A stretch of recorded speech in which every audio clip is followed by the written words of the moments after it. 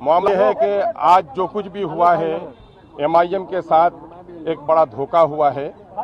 हमारे 4 MLA party को छोड़कर चले गए हैं और इन लोगों ने सिर्फ पार्टी को धोखा नहीं दिया है बल्कि सीमांचल में जो गरीबों की, पिछड़ों की, दलितों की और आज़ादी के बाद उस इलाके को तरक्की से महरूम रखा गया, वहाँ की एक लड़ाई जो बैरिस्टर असदुद्दीन अवैसी साहब ने शुरू किया, उस लड़ाई को इन लोगों ने कमज़ोर किया है और धोखा दिया है। इन लोगों ने धोखा सिर्फ पार्टी को नहीं दिया है बल्कि सीमांचल की वो गरीब और महरूम जनता जो इंसाफ की तलब के लिए एमआईएम का झंडा उठाया था, इनको वोट देकर जिताया था, उस जनता को धोखा दिया है। वो कौन है? वो गरीब हैं, किसान हैं, मजदूर हैं, परदेसी मजदूर हैं, सैलाब से परेशान हाल लोग हैं, अनपढ़ लोग हैं, दवा से महरूम लोग हैं, बेरोजगार लोग हैं, उनको धोखा दिया है। मैं समझता हूँ आने वाले दिनों में इन एमएलएज को वहाँ की जनता धूल चटाएगी और तारीख में इनका नाम मीर जाफरों के साथ होगा। साथ ही मैं समझता हूँ कि राजद जैसी पार्टी जो कभी माई समीकरण की बात करती थी, अक़लियतों की, विशेषकर मुसलमानों की बड़ी बात करती थी, और आज अक़लियतों के दरमियान में पार्टी उठकर आई है, अक़लियतों की आबादी से उठकर आई है, अल्पसंख्यक लोग जीत कर आए, अल्पसंख्यक के लोगों ने उस इलाके में अपने समस्याओं के समाधान के लिए उनको वोट दिया है, इनको तोड़ने का काम किया है। तो मैं समझता हूं कि आने वाले दिनों में इसको बड़ी कीमत चुकानी पड़ेगी। कभी माई कहते थे, आज वो A to Z कहते हैं। मैं समझता हूं कि इस वक्त पूरे बिहार में माइनॉरिटी के लोगों की जितनी आस्था जुड़ी है एमआईएम से,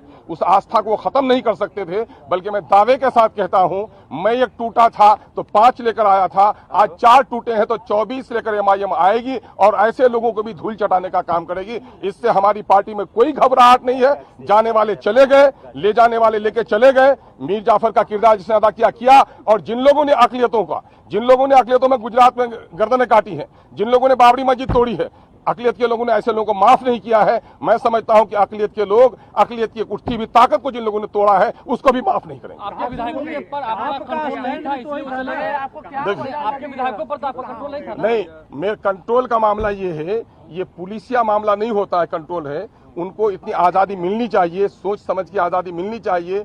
जो भी बंधन यहाँ पर होता है नैतिक बंधन होता है, और नैतिक बंधनों को तोड़ने वाले वो मैं समझता हूँ कि सबसे बड़े पापी होते हैं। आप स्टैंड नहीं ले रहे थे, इस वजह से वो भागे। आप किस चीज का स्टैंड नहीं लिया? हमें से अक़लियतों का स्टैंड ले लिया, दलितों का स्टैंड ले लिया। और मैं समझता हूँ कि पिछले इजलास जितने सेशन हुए हैं, गवाह होगा कि अक़लियतों और पिछलों के जितने मुद्दों को और सीमांचल के जितने मुद्दों को एमआईएम ने मजबूती से उठाया है, और तमाम तर विधायकों को जो हिस्सेदार बनाया है, तमाम तर विधायकों को जो बोलने का मौका दिया है, जो परामर्श किया है। दूसरी पार्टियों में गए हैं, हम लोग रहे भी हैं, दूसरी पार्टियों में हैसियत है तलवा चाटने की। एमआईएम है जो मान सम्मान की बात करती है। अगर कुछ लोगों को ऐसा ही मामला है, सीमांचल का विकास क्यों नहीं हुआ? सीमांचल से इसी नेचर के लोग जीत कर आए जो पार्टी का तलवा चाटते रहे और सीमांचल के मुद्दे की लड़ाई नहीं लड़े। एमआईएम ईमानदारी के साथ सीमांचल की लड़ाई लड़ती है और अख्तरुज्जमान खड़ा है। मैं दावा करता हूं आपको कि अरे मुझे किसकी हिम्मत है, मुझे किसकी हिम्मत है? मैं समझता हूं ऐसी कोई राजनीतिक दल ने जन्म नहीं लिया है जो अख्तरुज्जमान के ईमान का खरीदारी कर सकता है। अरे कहने को कोई लफंगा किसी को अगर इशारा कर दे तो थोड़ी ही है कि ब्याह करना होता था। आपकी पार्टी का हाउस के बाहर स्टैंड वाला क्या स्टैंड अलग नहीं है? सवाल ये पैदा होता है कि बिहार के अक़लियतों के, बिहार के पिछड़ों के लिए जो बात हमने की है, सीमांचल के हक और इंसाफ की हमने बात की है।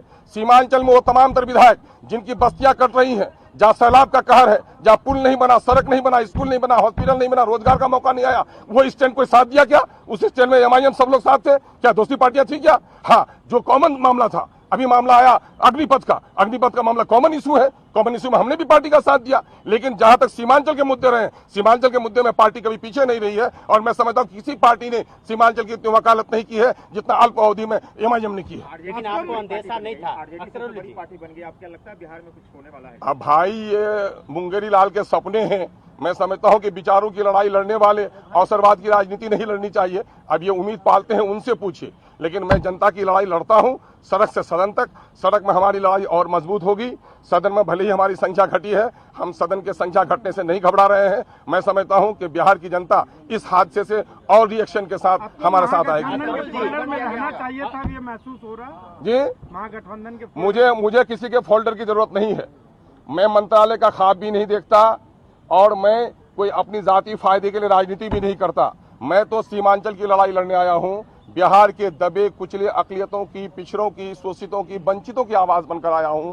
मुझे खुशी और प्रशंसा इसी में है कि मैं उनकी आवाज़ बन सकूं। मंत्रालय के भी ऑफर थे मुझको, ऐसी चीज़ों को पाँव के ठोकर में रखता है अख्तरुल ईमान, और MIM भी रखती है। हमारे जो राष्ट्रीय अध्यक्ष हैं उन्होंने कभी भी इन चीज़ों को आड़े आने नहीं दिया, हमेशा सच्चाई और हक की बात की है, और मैं उसका सिपाही हूँ। पूरी तवानाई के साथ, पूरी मजबूती के साथ इन हादसा से भी, इस तूफान से भी हमारे इरादे और अज़्म का जो दरख्त है वो हिल नहीं सकता है। दोषी दोनों हैं, टूटने वाले भी दोषी हैं। अंदेशा नहीं था कि पहले से वो संपर्क में थे, ये बातें तो अच्छा, बहुत दिनों से अंदेशा फैल रही करता थी। भी तो आप क्या समझ रहे हैं? भागने वाली कोई बकरी है जिसको बांध के रखेंगे आप? इंसान तो विचारों से बंधा हुआ रहता है। अगर जिन लोगों ने विचारों का त्याग कर दिया हो उसको बांध के नहीं रखा जा सकता। आरजेडी में जाकर उनको क्या फायदा मिलेगा, क्या हाँ बिल्कुल है, साहब को भी घटनाक्रम से बिल्कुल मैंने यहाँ की खबर दी है, और उन्होंने कहा है इससे घबराने की जरूरत नहीं है। और जो जिंदा तहरीकें होती हैं, ये इस किस्म के हालात आते रहते हैं, और ऐसा होता है सैलाब में खसो खासा बह जाता है, और जो मजबूत पहाड़ होता है खड़ा रहता है। इससे घबराने की जरूरत नहीं। बिहार में भी खेल होगा क्या? अब उस खेल की बात उनको कहिए, वो खेल का जो तमाशा देख वो उम्मीद बांधे हुए हैं। महाराष्ट्र में जो हुआ है गलत है, और महाराष्ट्र के खेल को जो लोग गलत कह रहे हैं वो भी या खुद गलत कर रहे हैं।